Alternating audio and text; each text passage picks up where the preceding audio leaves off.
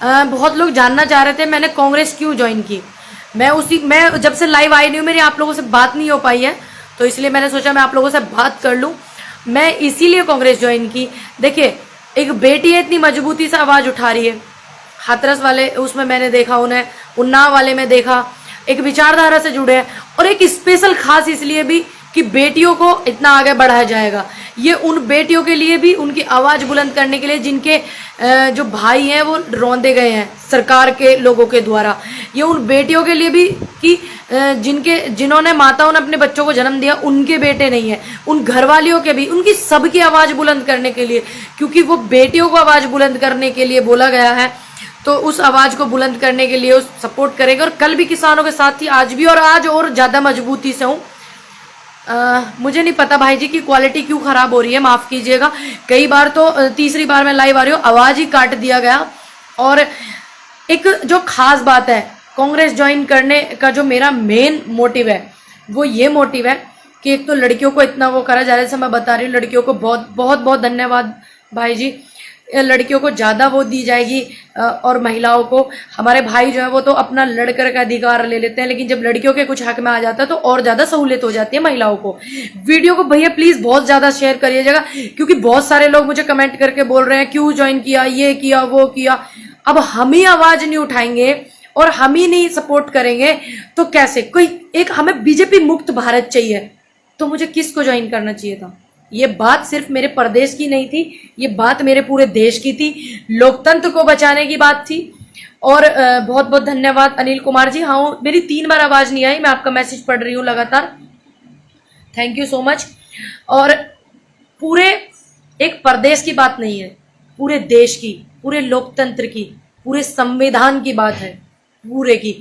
तो अब आप मुझे ये बताइए, अगर हम भी कहते हैं बीजेपी मुक्त भारत कराएंगे और आप भी हमें कहते हैं बीजेपी मुक्त भारत कराएंगे, कहते हैं कि नहीं, जो लोग नेगेटिव कमेंट कर रहे हैं मैं उनके लिए बोल रही हूँ, वो भी बोलते हैं कि बीजेपी मुक्त भारत और हम भी बोलते हैं बीजेपी मुक्त भारत, तो हम तो कराएंगे ही, कराकर ही रहेंगे, चाहे जो मर्जी हो जाए। तो मैंने कांग्रेस ज्वाइन किया। अब आप मुझे बताइए कि मुझे बीजेपी मुक्त भारत कराना है या आपको बीजेपी मुक्त भारत कराना, तो हमें किसे ज्वाइन करना चाहिए, हमें किसको सपोर्ट करना चाहिए?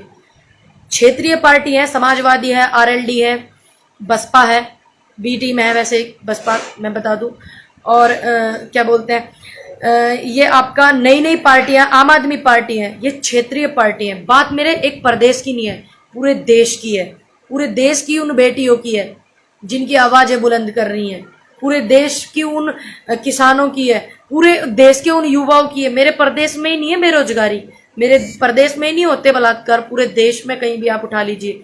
तो हमें बीजेपी मुक्त अगर भारत चाहिए तो हमें किसको ज्वाइन करना चाहिए था? कांग्रेस को करना चाहिए था। और हमने एक लड़ाकू बेटी को ज्वाइन किया है। जैसे कि मैं आपके अधिकार के लिए खूब लड़ी, खूब मेहनत मैंने की, और लोगों ने एक एक कड़ी को तोड़ना स्टार्ट कर दिया। मेरे से पहले बहुत लोगों को तोड़ दिया, आंदोलन से हटा दिया, फिर मेरे को वहां से हटाने की इतनी लाख बार कोशिश करी गई, इतनी बदनामी कि ये एक करारा जवाब उनके लिए भी है जो ये बोलते थे कि ये बीजेपी में जाएगी। ये उनके लिए भी एक जवाब है, ये उनके लिए भी सीख है कि आप किसी को जज नहीं कर सकते जब तक आपके पास कोई ठोस मुद्दा ना हो जाए, कोई ठोस सबूत ना हो जाए, आप जज नहीं कर सकते किसी को। दूसरी बात, हमें बीजेपी मुक्त भारत कराने बैठे हैं क्योंकि पूरी जनता दुखी है, पूरा लोकतंत्र तहस नहस करा हुआ, पूरा का पूरा संविधान, बाबा साहब सबके लिए संविधान लिखे गए थे, लेकिन कुछ लोग को संविधान जब याद आता है जब उनको दुखी करती है सरकार, वैसे वो बाबा साहब को भूल जाते हैं, दलित समाज को भूल जाते हैं ना। अभी मैंने राहुल भाई का इंटरव्यू देखा, बहुत दुख हो रहा था उन्हें कि हम लोग सपोर्ट करने गए और दलित समाज के लोगों को वहां पे इस तरीके का वो करना पड़ा सामना। मैं सभी की तरफ से, मैं राहुल भाई आप लोगों से क्षमा चाहती हूँ अगर आपके साथ ऐसा हुआ, मेरे साथ भी ऐसा हुआ। ऐसा नहीं है कि दलित समाज के लोगों के साथ हुआ, मैं आपको पता है, देखिए मुझे कहना नहीं चाहिए, लेकिन जो चीज़ सच है सच है। मैं ब्राह्मण समाज से आती हूँ और मुझे भी वो चीज़ झेलनी पड़ी। ऐसा नहीं है कि दलित समाजों को, जो मुखर आवाज़ें थी, जो सच बोलती थी, उनको झेलना पड़ा।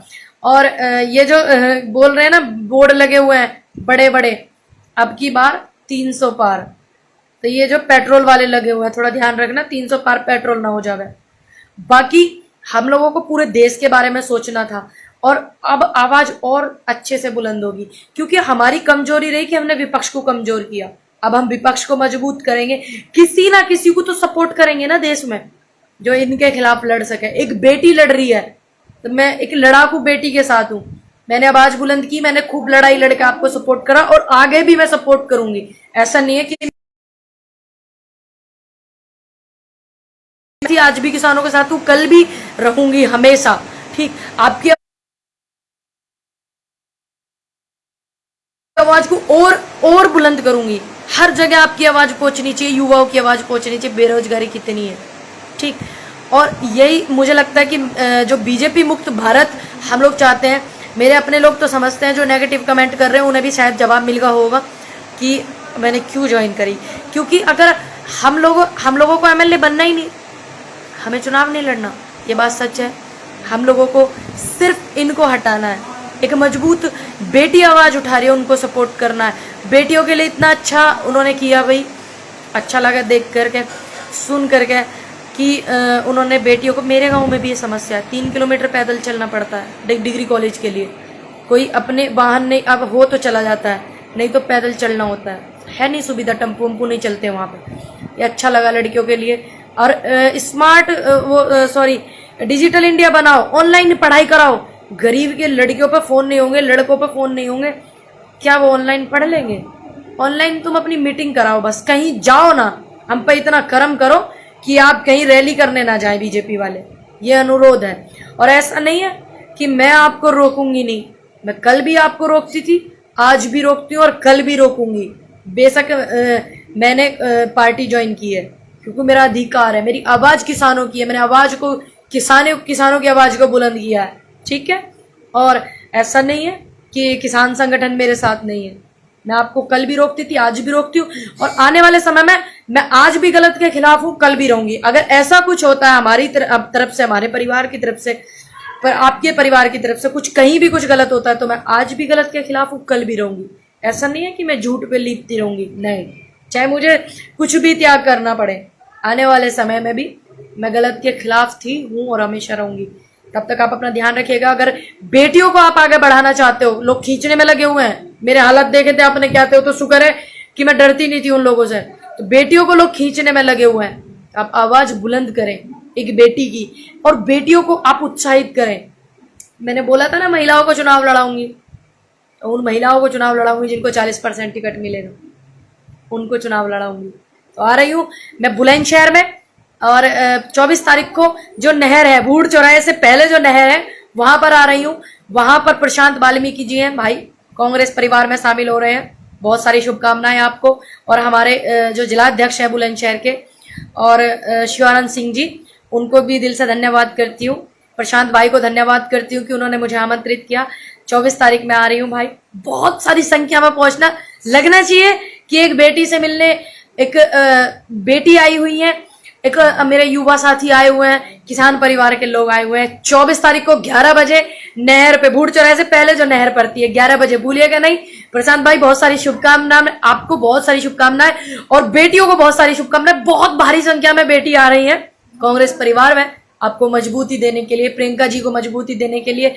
और आप ऐसे आगे मजबूती से बढ़ती रहेंगी, हमारी आवाजें बुलंद करती रहेंगी प्रियंका जी, तो हम आपके साथ हैं, कोई दिक्कत नहीं है। और बेटियों को आगे बढ़ाने के लिए आप हमेशा खड़ी रहेंगी तो हम आपके साथ हैं। तब तक के लिए जय हिंद, जय भारत, जय जवान।